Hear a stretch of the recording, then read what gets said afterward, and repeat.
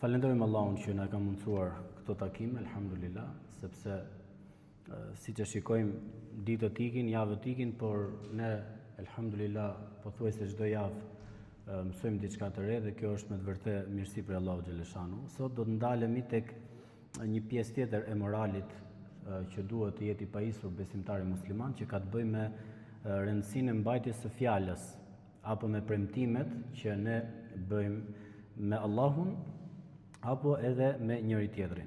Normalisht ne kemi folur për të flasësh mirë, ta prezantosh Islamin siç duhet, kemi folur me marrëdhëniet e përditshme me njerëzit besimtar apo jo, por kur futemi në detajet të marrëdhënies me njëri tjetrin si njerëz, mbajtja e fjalës, mbajtja e premtimeve, mbajtja e besës që i thomi neve, është një nga cilësitë dhe epitetet më të rëndësishme që tregojnë atë moralin më të lartë të një njeriu në marrëdhënie me njerëzit.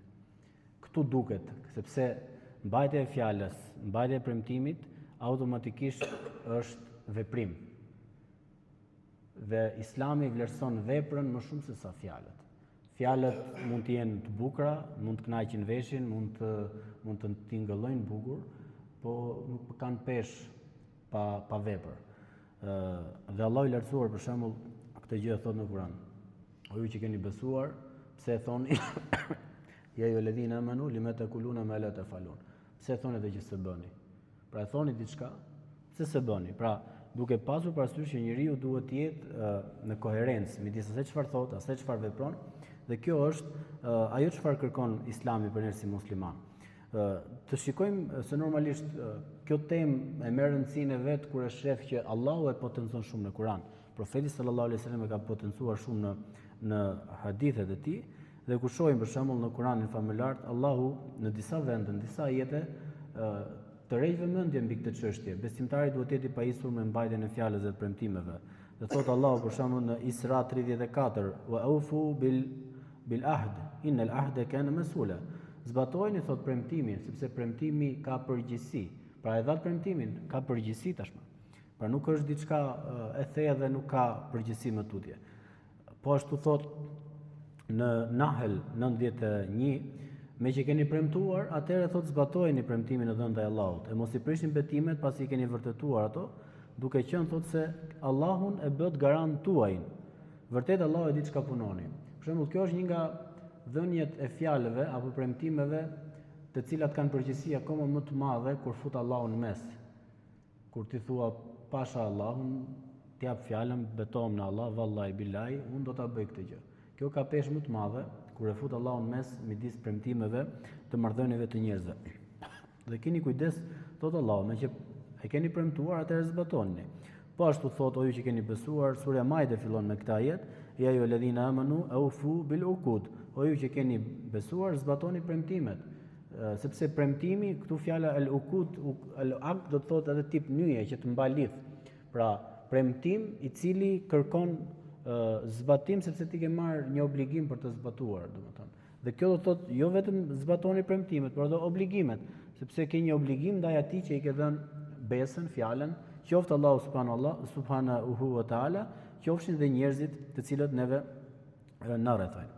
Për shembull, marrëveshja në Islam, pra nëse do të futemi në thellësi kësaj çështje, ka të bëjë marrëveshje me Allahun xhaleshanu. Ne kemi gjithsecili prej ne si besimtar kemi një marrëveshje me Allahun xhaleshanu, që vjen automatikisht kur e beson Zotin xhaleshanu. Dhe pastaj kemi marrëveshjen me njerëzit, që është grada më e lartë e treguesit të moralit të marrëdhënie me njerëzit që na rrethojnë. Për shembull, marrëveshja me Allahun xhaleshanu konsiston këtu, që ne e njohim atë si një Zot vetëm, pa shok, mos i shoqërojmë atij askënd, të bindemi urdhëresave dhe të rrim larg ndalesave. Kjo është një fjalë që ne ja kemi dhënë Zotit xhaleshanu kur e kemi besuar atë si Allahun tonë. Prandaj Islami kërkon nga besimtari kapjen e fesë në tërësi, jo pjesë-pjesë. Ja ju alladhina amanu udkhulu fi silmi kafa wa la tattabi'u khutuwati shaytan. Innahu lakum aduwwun mubin. O ju që keni besuar Allahun, tani do të futeni në fe me tërësinë e saj. Jo i gjë më pëlqen, një gjë s'më pëlqen, një gjë e zbatoj, një gjë s'e zbatoj. Do të futeni në tërësinë e saj, sepse po të veprosh ca gjëra i bëj dhe ca gjëra nuk i bëj, dije që kjo është rruga e shejtanit dhe thot wala tadbiu khutuwati shejtan. Mos t'i ndiqni hapat e shejtanit. Pra shejtani po të ndjek po të tërheq nga hapat e tij. Mos ik mas hapave të tij sepse ai është një armik i madh. Është i përbetuar ndaj jush. Kështu që Allahu i lartësuar nga ne kur e kemi pranuar atë si Zot të vetëm pa shok, është pikërisht kjo marrëveshje që futet në punë, që ne me aq sa i kemi mundësitë do të përpiqemi që kësaj marrëveshje ti qëndrojmë besnik deri në frymën tonë të fundit. Po ashtu thot Allahu për shembull në surën Yasin, Alam ahad ilaykum ya bani Adama alla ta'budu shaytan innahu lakum aduwwun mubin wa an ya'buduni hadha siratun mustaqim. A nuk ju thash o njerëz, a nuk e kuptuat o bijtë Ademit, a nuk ju urdhërova unë juve që të mos adhuroni shejtanin? Mos adhuroni shejtanin sepse është armik i hapur për ju. Por ju thash më adhuroni mua sepse kjo është rruga e vërtetë. Dhe kjo normalisht merret si mësim për ne të gjallit sot, por do të jetë kritika më e madhe ditën e gjykimit për ata që e humbën këtë beslidhje me Allahun xhelleshanu. Në surën Fet për shembull ka dhe një ajet tjetër, se i kam përmbledhur ajetet në fakt që të kuptojmë rëndësinë e kësaj teme.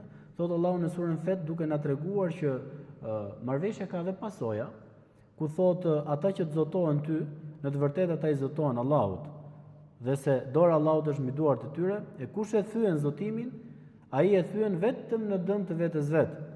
E kush e zbaton zotimin, ai është i zotuar Allahut, ai do t'i jap atij shpërblim të madh. Ktu bëhet fjalë për një nga jetët më të fuqishme të marrëdhënies midis sahabeve dhe të profetit sallallahu alaihi wasallam, kur u zotuan ajo para se të bëhet marrëveshja e Hudejbijes, pra kur që shkoi Osmani në Qabe që të krijonte një marrëveshje se çfarë do të bënin muslimanët, do të bënin haxhin atë vit apo jo, umren atë vit apo jo, doli lajmi që Osmani është vrarë nga Mekasit. Edhe këtu sahabët në hijen e një peme vendosën duart me njëri tjetrin me profetin sallallahu alaihi wasallam dhe ju betuan me jetë që ne do të marrim hakun e Osmanit, pra, domethënë jemi jeta vdekje, jemi në këtë rrugë. Dhe Allahu e shikon këtë gjë që ju e dhët besën, po dijeni që tashmë kjo duhet mbajtur.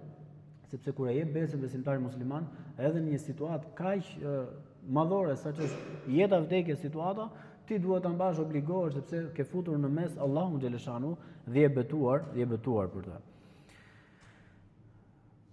Por si ta kuptojmë pak më qartë këtë marrëdhënie dhe marrëveshje që ne kemi me Allahun xheleshanu? Për shembull thot profeti sallallahu alaihi wasallam e ka pyetur Muadh ibn Jabal radhiyallahu anhu, i thot o Muadh, a e din thot ti se cila është e drejta e Allahut mbi robërit e tij dhe cila është e drejta e robërve ndaj Allahut? Pra Allahu ka një të drejtë mbi ne që e kërkon, por edhe ne kemi pastaj një të drejtë ndaj Allahut që ja kërkojmë Allahut xheleshanu. Si Zotit plot fuqishëm që vetëm ai mundet të na i pranoj kërkesat tona. Dhe Muadhi u përgjigj, o i dërguari i Zotit, atë e din Allahu dhe i dërguari i tij më së miri. Atëherë profeti sallallahu alaihi wasallam i tha: e drejta Allahu thot mbi robërit e tij është që ta adhurojnë vetëm atë, të mos i shoqërojnë asgjë, ndërkohë e drejta e robërve mbi Allahun është që ai të mos i dënojë ata që nuk i shoqërojnë asgjë atij. Pra kush vdes dhe jeton i bindur me fjalën la ilaha illallah Muhammadur Rasulullah ose me fjalën la ilaha illallah wahdahu la sharika la, Zoti është një i vetëm që meriton të adhurohet dhe që nuk ka të ngjashëm me të, nuk ka shok me të. Dhe kush vdes në këtë bindje, dije që e drejta e tij mbi Allahun më pas është që ky njeri të futet në xhenet. Allahu i lartësuar këtë njeri do ta fusi në xhenet. Dhe kur shohim nga duat e profetit sallallahu alaihi wasallam, që quhen ndryshe duaja zotëria e kërkimit falje, Seyyidul Istighfar, aty ka një fjalë shumë të bukur. Është një nga duat që ne bëjmë në dhikrin e mëngjesit dhe në mbrëmjes.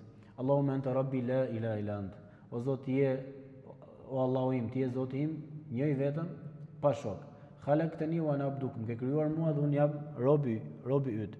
Wa ana ala ahdika wa ahdika mastata'tu. Dhe unë jam o Zot besnik ndaj marrëveshjes dhe premtimit tënd aq sa e kam mundësinë. Por kjo fjali ka ardhur tek duaja e kërkimit faljes që është duaja më e bukur e kërkimit faljes, sepse në fund fare si mbyllet, Allahumma faghfirli fa innahu la yaghfiru dhunuba illa anta. O Zot, fal mua se nuk i fal askush tjetër gjunat përveç ti. Ardhja e kësaj fjalie në këtë dua ka një domethënie të madhe. Që do të thotë, njeriu edhe mund ta thyej ka herë pas here besën e dhën Allahu xhaleshano. Pra mund të bjerë në gjuna është ideja. Mund të bëjë një gabim, mund ta kundërshtoj Zotin xhaleshano. Dhe Allahu me anë profetit sallallahu alaihi wasallam na ka mësuar një dua kaq të bukur, saqë ti thosh Zotit, thën ndryshe, është shqipëruar, o Zot, e di, ta kam dhënë fjalën që s'do bëj gjuna, po ja që unë rash në gjuna. I pranoj Ebu leke binja me t'i ka leje Ebu bidhembi, i pranoj gjitha mirësitë që mi ka dhënë ti, o Zot, e di që i kam veç për teje. Po ashtu, o Zot, i pranoj gjunahet e mia që herë pas here mu më largojnë nga mbajtja e premtimit që t'kam dhënë ty që t'jem një besimtar larg gjunave. Pra ma, ente Rabbi la ilaha illa anta, ama ti je Zoti im, njëri vetëm pa shok. Ke kriju mua, unë jam robi jot, këtë nuk e harroj kurrë. A mund bëj gjuna? Bëj. Bie pre e epsheve të mia, e egos time, e bëj një gjuna, e thy premtimin e dhënë ndaj teje që unë s'do të bëj me gjuna, se në vetvete teube çfarë do të thotë? Teube do të thotë të kthehesh. Teube do të thotë e ke bëj gjunahun, kthehesh nga gjunahu, nuk e çon ndërmend më ta bësh atë gjuna. Edhe je i penduar me sinqeritet tek Zoti. Pra ti thua Zot, thash fjalën që s'do i kthem më këtë gjunahu. Kalojnë pak ditë i kthesh prap. E thyve fjalën edhe në Zoti xhaleshano. Por duke përdorur këtë duan e istikfarit, duke e pranuar dobësinë tënde, prap ne do t'i kthehemi besës dhënë te Allahu xhaleshano. Prap do t'i japim besën. Prap do të përpiqem të bëjmë një njerëz i mirë, prap do të bësh gjuna, prap do të përpiqem të bëjmë një njerëz i mirë, dhe kjo nuk ka fund. Dhe i than profetit sallallahu alaihi wasallam, po si do të vazhdoj kjo i dërguar i Zotit? Se njeriu bëj gjuna, thot o Zot më fal, bëj gjuna o Zot më fal, pra e thyn premtimin dhe besën e dhënë te Allahu xhaleshano, atëherë profeti sallallahu alaihi wasallam na ka përgëzuar që një njeri i cili bën gjuna kthehet gjunaut, bën gjuna kthehen gjunaut, bën gjuna kthehet gjunaut dhe i shtohet bindja në zemrën e tij që çfarë do lloj gjunau që unë bëj, sa herë që unë ta thy besën e dhënë te Allahu xhaleshano, unë kam një Zot që më fal, la ilaha illallah wahdahu la sharika lah, sepse ai nuk ka të krahasueshëm me të, është falës, është mëshirues. Atëherë profeti alayhis salam përgëzoi që Allahu i thotë këtij robi, sa herë që të bësh gjuna, unë prap kam për të fal. Pse? Sepse ti e ke bindjen që ke një Zot që do të fal. Thënë ndryshe, ti e bën gjunaun, por thellë në veten tënde, vrapon tek pendimi sa herë që e bën gjunaun. Dhe duke e bërë këtë, atëherë dije që Allahu xhaleshano do të ka falur. Thënë ndryshe, pastaj profeti alayhis salam përgëzoi, ju mos bëshit gjuna. Më falni për këtë kollën se më vjen kështu papritur. Ju që mos bëshit gjunahe, atëherë do vinin me lajke në tokë. Do të vinin me lajket në tokë. Por Allahu nuk e do këtë gjë. Urtësia e tij ka vendosur kështu.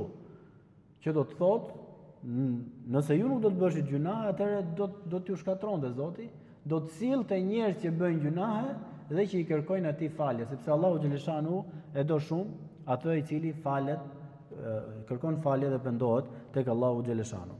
Kështu që kjo është një marrëdhënie që ka të bëjë me besim dhe përpjekjen për të bërë një besimtar i mirë në raport me Allahun xhaleshanu, dhe çdo ditë ne japim besën Zotit që do të bëhemi një njerëz i mirë.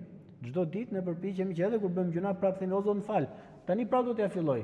Të bëhem prapë unë një njerëz i mirë, t'jap besën ty që do bëj maksimumin. Rep pengi gjunaut, prapë kërkohet pendimi, prapë kërkohet optimizmi, sepse elhamdulillah Islami kurse nuk e ushqen pesimizmin në zemrën e besimtarit. Ndërkohë, sa i përket marrëveshjes me njerëzit, kjo është një marrëveshje që mund të jetë drejt për drejt marrëveshje njerëzore, që ne na lidhin shumë punë në jetën e përditshme me njerëzit, nuk mund të jetohet jeta vetëm, domethënë është e pakuptueshme, je i detyruar të veprosh me njerëzit, por kjo në të njëjtën kohë mund bëhet edhe një marrëveshje ku futet Allahu në mes në marrëdhënie me njerëzit. Kur ti në emër të Allahut betohesh apo jep fjalën, domethënë, dhe kjo ka disa këshillime apo edhe sanksione të cilat i parashikon legjislatura islame. Për shembull, dihet që marrëveshjet me njerëzit kemi të bëjmë me blerje, shitje, borxhe, qira, ortakëri, dhurata, marrëveshje midis njerëzve, marrëveshje midis kombeve e kështu me radhë. Dhe patjetër që këto ne thënë ndryshe i quajmë marrëveshje detyruese, ku gjithë secili që jep fjalën ka një përgjegjësi më pas për ta mbajtur këtë fjalë, sepse Thënë ndryshe, ti mund bësh një marrëveshje me një njerëz shit blerje, me anë të noterit, nuk e zbatove, ke sanksione, të dënon ligji i kësaj bote, por parë nga perspektiva islame, jo vetëm ligji i kësaj bote, por të dënon edhe ahireti, llogaria para Allahut xhaleshanu, do të japësh llogari para Zotit xhaleshanu për atë akt marrëveshje që ti e ke prishur në marrëdhënie me njerëzit, sepse këtu futet haku i robit, futet e drejta e një njeriu që ti ke bërë një marrëveshje, një shitblerje apo gjëra të kësaj natyre. Prandaj, kur themi që besimi islam kërkon sinqeritet në mbajtjen e fjalës, është pikërisht kjo, që ti të jesh i sinqert në marrëdhënie me njerëzit, duke pasur se ke frikë Allahun xhaleshanu, por ama dije që po të gënjesh dhe mos ta mbash fjalën, automatikisht kjo është e kundërta e besimit. Është e kundërta e besimit. Sepse vetë gënjeshtra në gjuhën arabe do të thotë pra kedhib, gënjeshtër, kedhebe, gënjeu filani. Ndërkohë në Kur'an Allah i lartësuar në shumë ajete ata të cilët e kundërshtuan profetin alayhis salam, e mohuan Kur'anin famëlart, i cilëson me fjalën kedhebun, e mohuan, e përgënjeshtruan.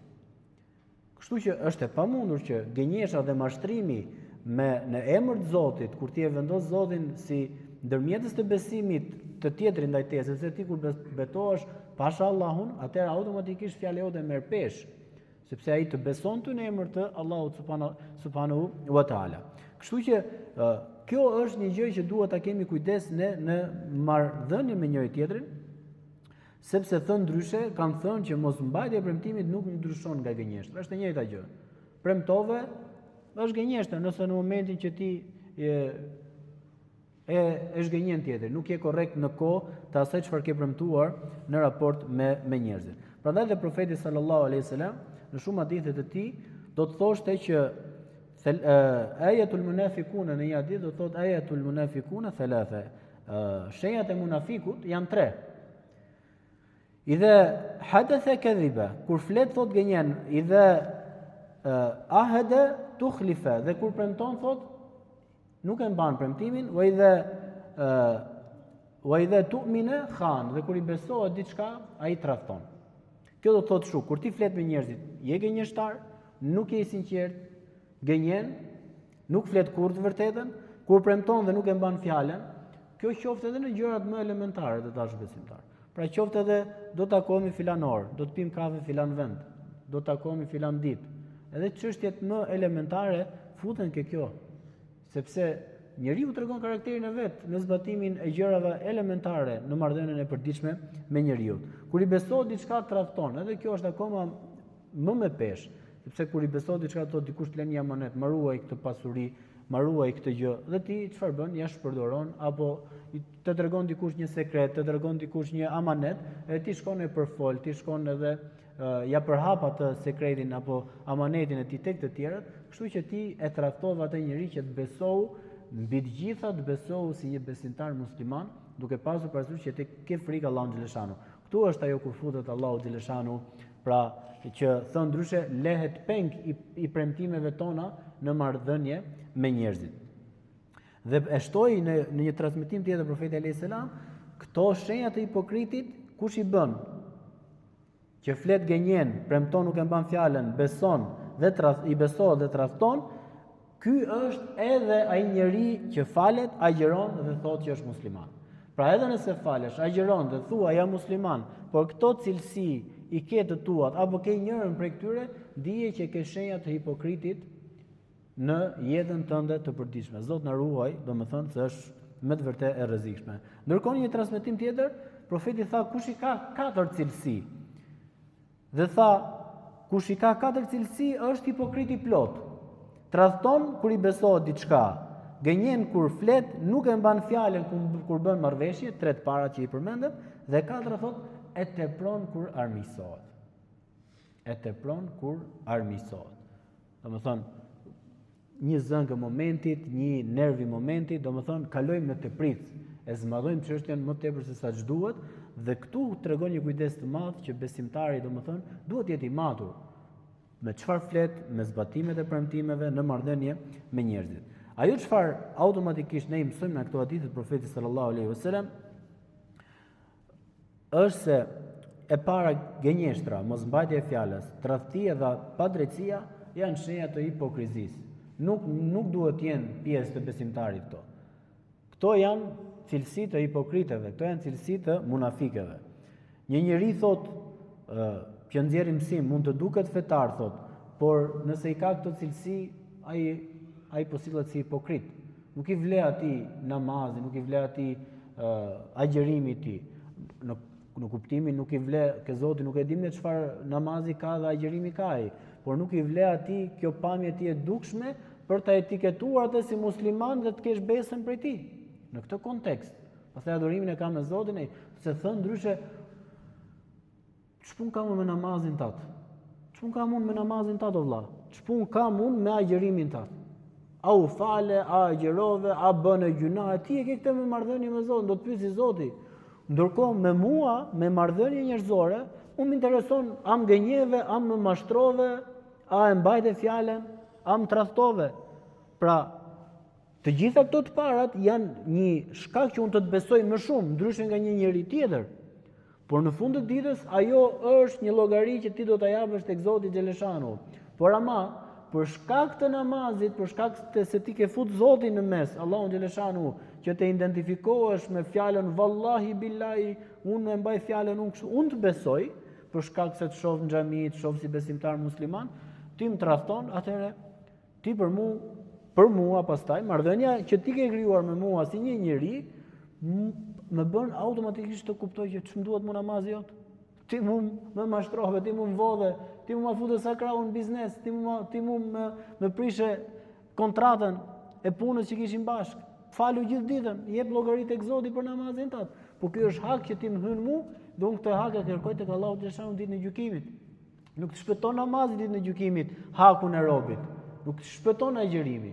Tha profeti sallallahu alaihi wasallam, do të vinë dy besimtarë janë gati për të futur në xhenet, janë gati për të futur në xhenet, do të vinë dhe do të jenë ballë për ballë njëri tjetrit, nuk i lejohet të futen.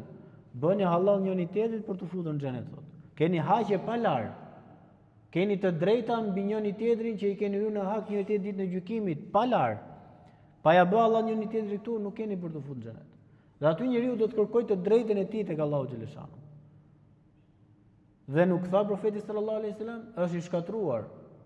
A e dini tha kush është muflisi, kush është i shkatruari?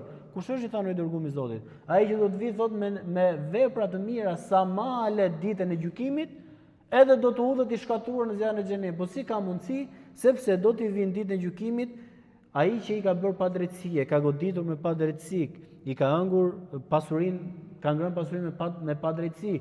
E ka goditur, ka derdhur gjak, i ka folur thashë theme, do të vinë gjithë njerëzit që i ka bërë padrejtësi, thonë mjepi çik hakun tim, do t'i marri të gjitha punët e mira dhe nuk do të ketë mundësi t'i laj borxhet, ai shumë ka bërë padrejtësi, nuk e ka mbajt fjalën edhe i ka tradhtuar njerëzit, saqë do të fillojë të marrë prej gjunave të tyre, do t'i thuhet udhë i shkatruar në zjarrin e xhenemit. Ja pra që ka që e rëndësishme që ka kjo çështja e të qenurit korrekt në marrëdhënien e përditshme me njëri tjetrin. Si qenie njerëzore dhe marrëdhënie njerëzore, pa e fut fare namazin mes, pa e fut fare agjërimin mes, pa e fut fare mjekën tënde në mes si musliman apo rrobën tënde që identifikohesh si musliman. Është punë e jotja, është diçka individuale midis teje dhe Zotit. Nuk na intereson ajo gjë. Thuhet një fjalë e bukur që e ka thënë Fatih Sultani, çliruesi i Istanbulit. Thotë, ç'punë keni që i pyesni njerëzit a e falen namazin? A agjërove sot? Ç'punë keti? Këto janë pyetje që do t'i pyesi Zoti. Ti pyete, o vëlla, ke nevojë për diçka? A je i urit? A ke nevojë të t'jap një dorë ndihmë? A ke nevojë të t'laj ndaj borxh nëse e ke mundsinë? Këto pyeti, marrëdhënie me njeriu, ti kërko ta fitosh kënaqësinë e Allahut xhaleshanu me atë çfarë ke mundësi të bësh si njeri dhe të gjykosh si njeri, jo të gjykosh me gjërat që i takojnë Allahut xhaleshanu me gjykuar. Sepse a i ke fal namazin apo pse se ke fal namazin është një pyetje që nuk na takon ne si njerëz, por është pyetje që do ta pyes Allahu xhaleshanu atë njeri. Pse bëjmë pyetjen e sikur jemi Zoti hasha në këtë botë? E të gjykojmë të tjerët në bazë të diçkaje që nuk e kemi të qartë, po thjesht gjykojmë me syrin tonë dhe dalim në përfundime të tmerrshme për njëri tjetrin. Pra ky është morali islam, elhamdulillah që na mëson. Islami na udhëzon Muhamedi sallallahu alaihi wasallam. Pse është e rëndësishme mbajtja e premtimit? Ka një rast me profetin sallallahu alaihi wasallam, më pëlqeu shumë si shembull kur po e studioja temën. Edhe Xhabiri radiallahu anhu transmeton se profeti Muhammed alayhis salam i kishte premtuar këtij sahabiut pasuri nga Bahreni.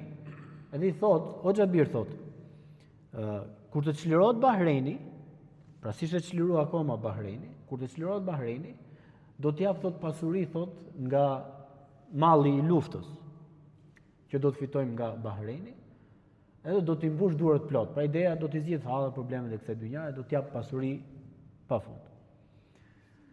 Profeti alayhis salam vdiq sallallahu alaihi wasallam para se të çlirohet Bahreni, edhe Bahreni është çliruar në kohën e Abu Bekrit, kur është bërë Abu Bekri kalif. Kur është bërë Abu Bekri kalif, ka dalë në mes të njerëzve mbas çlirimit të Bahrenit, se normalisht ka ardhur pasuria dhe normalisht edhe profeti sallallahu alaihi wasallam gjithmonë ndante pasurinë që fitonte. Edhe thot, shikoni pyetjen shumë madhështore të Abu Bekrit. Nuk tha a ka njëri hallë problem, po tha a i ka premtuar dikush profeti sallallahu alaihi wasallam diçka tha dhe nuk ja ka plotësuar. Kishte kujdes të mbante një amanet të profetit alayhis salam që ai mund ta kishte dhënë, edhe nuk dinte gjë e Abu Bekrit. Thjesht pyetja, pra sepse kemi diçka tani në dorë, ndoshta i dërguari i Zotit duke e njohur se sa bamirës ishte profeti sallallahu alaihi wasallam dhe sa përgëzues ishte edhe kur s'kishte diçka, por i jepte njerëzve optimizëm, duke e njohur profetin, shokun e tij më të ngushtë. Pra, a kuptohet nga argumenti që ka gjykuar që ka mundësi që profeti alayhis salam mund t'i ketë dhënë dikujt fjalën. Dhe thotë, a ka dikush që i ka dhënë profeti alayhis salam fjalën që t'i japi diçka? Dhe thotë Xhabiri radhiyallahu anhu që mua më ka dhënë fjalën profeti alayhis salam dhe më pa thënë që kur të çlirohet Bahreni do të marrësh pasuri. Ka mbushur grushtin thotë Abu Bekri dhe i ka dhënë monedha argjendi, diku ke 500 duket herën e parë, domethënë një pasuri shumë me vlerë, dhe i tha pastaj Abu Bekri, do të marrësh dhe 2 herë saq. Sepse tekstualisht profeti alayhis salam i kishte thënë, do t'i jap thot pasuri do t'i mbush duart plot. Pra me të vërtetë mbushi duart plot. Për shembull, pse profeti sallallahu alaihi wasallam, pra po të gjykojmë, nuk ja falte xhenazën borxhlive, po delegonte dikë tjetër t'ia falte xhenazën. Vet nuk ja falte xhenazën. Pyeste, a ka borxh ky njeri? Ka. Do t'ja laj dikush? Nëse ja lashin, ja falte xhenazën. Nëse jo, i thoshte një tjetër, hajde fale xhenazën. Vet nuk ja falte. Sepse vdekja me borxh automatikisht sa do të thotë, s'ke qenë korrekt me larën e borxhit të dikujt, apo nëse mund të ketë kalu data kur t'ia ke dhënë fjalën dikujt që do t'ja japësh borxhin. Prandaj është shumë e kujdesshme që sa herë që premtojmë diçka, japim fjalën për diçka, themi inshallah, pasha Allahun, është mirë që mos t'i specifikosh gjërat fikse. Lëre të hapur. Pra, inshallah, sa më shpejt do ta laj borxhin. Inshallah, nga kjo datë deri në këtë datë, mendoj që mund ta laj borxhin, dash Zoti, por nëse jo, do dije që do më lësh dhe pak afat. Përcaktoje me dikë që flet. Përcaktoje që ta sqarosh aq mirë marrëveshjen që po bën me dikë që po bën tregti apo çfarë do lloj marrëdhënie në jetën e kësaj e përditshme, që në fund të ditës mos të dalësh mashtrues, mos të dalësh tradhtar, mos të ndalesh si ai që nuk e mban fjalën. Por jep hapësirë komunikimi që ty të lëj hapësirë që ai mos të mund të thotë gënjeve, sepse ti nuk i ke specifikuar diçka. Dhe kështu profeti sallallahu alaihi wasallam ka marrë epitetin Elemin, i besueshmi. Kur e ka marrë profeti alaihi salam epitetin Elemin, tregohet 2 raste. Një rast është kur dikush para Islamit, që në rini, para Islamit, ati i tha një moshatar i tij, o Muhammed sallallahu alaihi wasallam, dua të takohemi për një muhabet bashk, filan vend.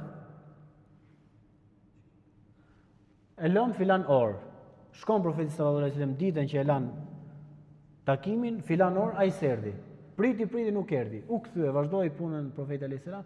shkoi prap ditën tjetër në 1 orë. Prap se erdhi ditën e dytë, shkoi prap ditën e tretë në 1 orë, u kujtua shoku, shkon me vrap e gjen profetin sallallahu alaihi wasallam atje. Tha vërtet tha ti je tha njeriu më i besueshëm. Shikoj çfarë mbajtje fjale. Ndërkohë, një version tjetër i mbajtjes fjalës profetit sallallahu alaihi wasallam që mori këtë epitet elemin është për aspektin e veprimtarisë së tij tregtare që në moshë të vogël. Ai mori rrugët që kur ka qenë djalosh 12 vjeçar me karvanet që bënte tregti për xhaxhain e tij Abu Talibi kishte shumë fëmijë. Ju shtu dhe Muhamedi sallallahu alaihi wasallam për kujdesje dhe profeti alaihi salam filloi që i vogël me tregti. Dhe thuhet që veprimtaria e tij tregtare, parimet e forta morale, drejtësia, durimi, karakteri fisnik dhe të gjitha këto e bën që midis njerëzve ai të njihej si njeriu më i besueshëm. Kur njerëzit largoheshin në udhëtime të gjata nga Meka për diku tjetër, nëse kishin një pasuri me vlerë, ja linin amanet profetit sallallahu alaihi wasallam. Aq sa thuhet, edhe kur profeti shpalli Islamin që prap nuk e besuan, kur ikshin, ku t'ia lëm, prap Muhamedi t'ia lëm sallallahu alaihi wasallam. Dhe ai kështu fitoi epitetin Elemin. Po ku tregua vlera e këtij epiteti, një njeriu me kaq karakteristika dhe me vlera kaq të mëdha që ai i fitoi që njerëzit t'i drejtojnë gishtin me këtë cilësi, thuhet ka qenë rreth moshës 35 vjeç, kur u rindërtua Qabja mbas një përmbytje dhe shkatrimi nga Mekasit dhe do të vendosej guri i zi. U ndan fiset, nxorën shpatat gati për të luftuar sepse ishte krenari e madhe, guri i zi, Qabja nderoi edhe pse kishte i dhujtari, po nderoi si shtëpia e Ibrahimit alayhis salam. Fiset gati sa do të nxjerrin shpatat për tu vrarë me njëri tjetrin, sepse nuk po binin dakord kush do ta vendosi gurin. Dhe thanë, po mirë, të presim një njeri që kush do të futet i parë në Qabe, ai të vendosi midis nesh. Dhe kur pan Muhamedit sallallahu alaihi wasallam thanë, El Emin, ky është ai vetmi që mundet të na ndaj këtë çështje siç duhet. Pra, nuk thanë erdhi Muhamedi, erdhi i besueshmi. Nga ky nuk mund të ketë mashtrim apo ndarje jo korrekte në këtë çështje. Dhe profeti sallallahu alaihi wasallam me zgjuarsinë e tij të madhe, hoqi xhubën e tij, e mori gurin e vendosi midis xhubes, i tha hajde ti i fisit filan, kapën nga gjithë cepet, hajde ta çojmë bashkë gjithë. Ke cepi Qabës me durët e veta e vendosi. Me durët e veta e vendosi, por gjithë ran dakord me këtë gjykim të tij. I shpëtoi me një luftë kaq madhe. Me çfarë shpëtoi? Me këtë emër, me këtë cilësi, Elemin. Vallai, mendo ti gjë në fisin ton. A na thret dikush, ai sa është musliman, ai të na japi zgjidhje. A na thret dikush? Pse di? Nuk e di. Duhet me pyet mirë veten. Kështu që shohim që këto janë cilësi të cilat kur janë në marrëdhënie të përditshme me njëri tjetrin, por janë të vazhdueshme dhe fillon të njihesh me ato cilësi, fillon të marrësh karakteristikat e asaj cilësie. Siç e kemi thënë shpesh, po tu tregu gishti, o vlla, nuk e njeh se unë e njoh, kam marrëdhënie me të, ndoshta e ke keq kuptuar, po arrite një cilësi dhe njohje të tillë midis besimtarëve, elhamdulillah, sepse profeti sallallahu alaihi wasallam thotë, kujdes thot nga gjykimi i njerëzve, se njerëzit janë dëshmitarët e Zotit në tokë. Po të thanë njerëzit është i mirë dhe ke Zoti je i mirë, po të thanë njerëzit je i keq dhe tek Zoti je i keq. Dhe ky është shembulli kur kalon dy xhenazet. Një xhenaze, pra të dyja në prezencën e profetit dhe shokëve, për një xhenaze thanë shumë njeriu mirë ai. Zoti e mëshiroft, por ishte një njeri i mirë me njerëzit. Dhe kur kaloi, po në të njëjtën kohë, xhenazja dhe ata filluan ta shajnë, ai njeri shpëtuar prej tij, profeti e tha këtë ditë. Pra ju jeni gjykuesit e Allahut në tokë, jeni dëshmitarët e tij. Po thatë ju ashtu ka vendin tek Zoti ai. Pra sepse ai ti e ke në mënyrë të përditshme e shef dëmin dhe dobin e gjithë secilit prej tyre. E lut Zotin të na japi cilësitë e besnikërisë, të na japi cilësitë e mira që me të vërtetë e përfaqësojmë Islamin siç duhet, bëhemi për atyre që i marrin këto karakteristika kaq të bukura dhe udhëzime kaq të bukura të Kuranit dhe të Profetit sallallahu alaihi wasallam. Allahu na bëf prej të mirëve, prej drejtëve dhe na ringjall me të mirët dhe të drejtët ditën e gjykimit. Allahu xhaleshanu ju shpërblef me të mira.